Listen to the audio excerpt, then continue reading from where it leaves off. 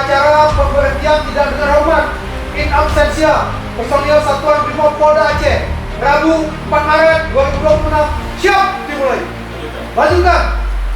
Kepada Inspektur Upacara hormat legenda.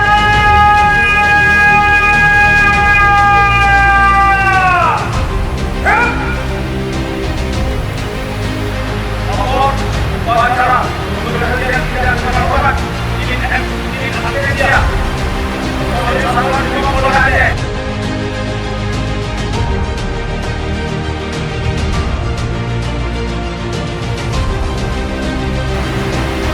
Lapor pelepasan atribut dinas Kepolisian Negara Republik Indonesia personil in absentia atas nama Bribka Nurhaban, Bribka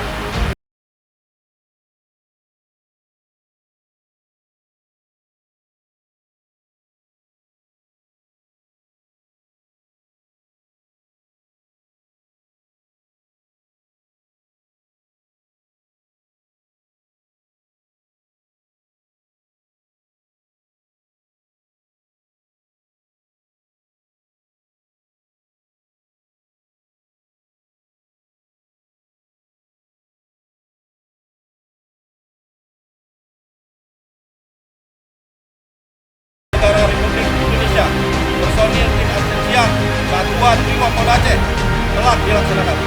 Laporan selesai. Oleh teman bangga berdiri di depan kalian semua yang masih kokoh memegang senjata dan perlengkapan yang berat untuk membela bangsa dan negara kita. Dan saya berharap